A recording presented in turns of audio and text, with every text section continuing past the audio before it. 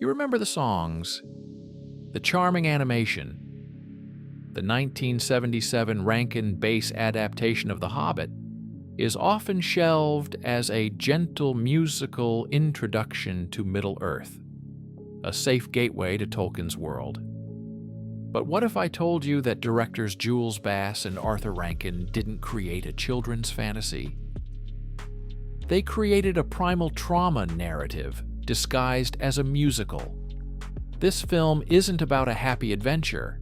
It's about the systematic psychological unmaking of a child forced into a world of ancient, hungry horrors. The historical context, post-Vietnam, Cold War paranoia, seeps into every frame. This isn't a journey there and back again. It's a descent into a collective nightmare about greed, corruption, and the monsters we create. The dragon isn't just in the mountain, he's in the mirror. Let's begin. Secret number 10. Bilbo's home isn't a safe haven, it's a prison of denial. Bag End isn't cozy, it's a tomb of comfort. Look at the opening. The walls are curved, low, swallowing. The colors are warm, but the light is dim, like a womb that refuses to release its occupant. Bilbo isn't just a homebody, he's a clinical agoraphobic, suffering from a pathological fear of the world outside his door. His obsession with order, with teacups and doilies, isn't quaint. It's the compulsive behavior of a trauma survivor who hasn't faced his trauma yet. The Shire isn't a paradise. It's a collective agreement to ignore the darkness that gnaws at the edges of the map. Gandalf doesn't invite him on an adventure. He performs a therapeutic intervention, dragging a screaming psyche out of its safe, stifling denial and into the terrifying cure of the real world. Secret number 9. The dwarves aren't noble heroes. They're a trauma cult. Thorin Oakenshield isn't a king. He's the charismatic leader of a generational grief cult. His company aren't warriors. They're refugees, permanently stuck in the fight response, their entire identities forged in the loss of their home. Their song, Far Over the Misty Mountains Cold, isn't a ballad. It's a hypnotic trauma chant. Listen to the lyrics. It's not about hope or glory. It's about pain, loss, and a burning, obsessive need to reclaim a symbol, the Arkenstone, that they've fetishized into a god.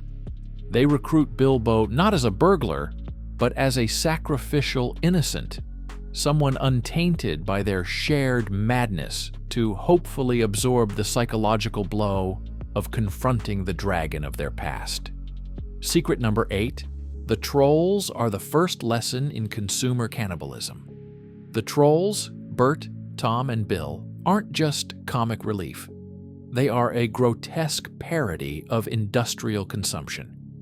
They don't hunt for food. They farm their victims, storing them in sacks like commodities.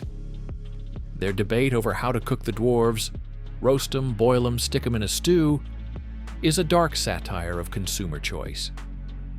Bilbo's success here isn't through bravery, but through distraction, exploiting their petty, argumentative nature. This is the film's first lesson. The world outside the Shire doesn't just want to kill you. It wants to process you, debate your use, and consume you efficiently. The monsters are bureaucrats of digestion. Secret number 7. Rivendell isn't a sanctuary. It's a sedative. Elrond's home seems like peace, but it's a dangerous stasis. The elves are depicted as ethereal, floating, disconnected from time and consequence. Their music is a sonic narcotic, designed to lull and pacify. They provide maps and moon letters, intellectual solutions, but offer no real strength, no army, no commitment to the fight against the gathering shadow. Rivendell represents the temptation of disengagement, to become so enlightened, so above it all, that you become useless in the face of tangible evil. It's the aestheticization of wisdom without the burden of action. They let the dwarves continue their suicidal quest because, in their immortal perspective, it's all just an interesting story. Secret number 6. The goblin tunnels are a birth canal of terror. The descent into the Misty Mountains is a violent, chaotic inversion of birth. The company isn't traveling. They are being forcibly ingested by the mountain. The great goblin isn't a ruler. He's a gleeful, singing pathogen at the heart of an infected earth. The tunnels are wet, pulsating, and lined with teeth. This sequence isn't an adventure set piece. It's an animated representation of catastrophic panic attack. The constant falling, the shrieking, the disorientation, it's the psyche being pulled apart. Bilbo's separation from the group isn't an accident. It's the moment the ego is severed from whatever fragile sense of identity and safety it had left, abandoned in the absolute dark. Secret number 5. Gollum isn't a monster. He's Bilbo's future. The encounter with Gollum is the film's horrifying centerpiece. This isn't a battle. It's a therapy session from hell. Gollum is what Bilbo is on track to become, a creature whose soul has been utterly replaced by its object of obsession. The ring isn't just a magic ring, it's addition incarnate.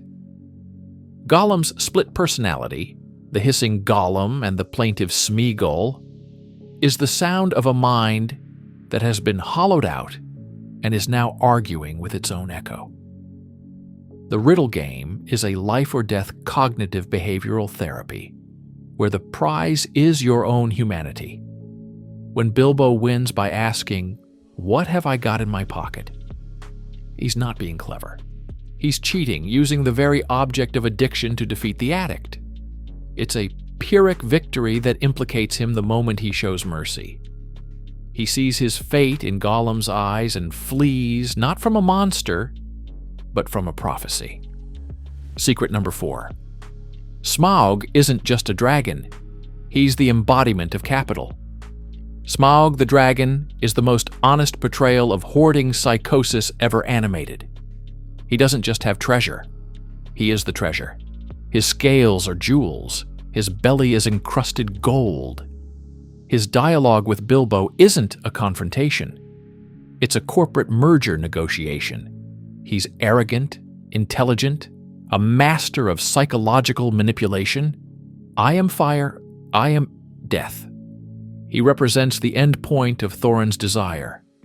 Wealth so absolute it becomes a living, breathing, predatory entity. Smaug isn't guarding gold. The gold is guarding him, having transformed him into its own immortal security system. To kill the dragon isn't to slay a beast. It's to attempt a hostile takeover of a self-aware economy. His flight to Lake Town isn't an attack. It's the inevitable market correction when a bubble of greed finally bursts, and the surrounding communities always pay the price.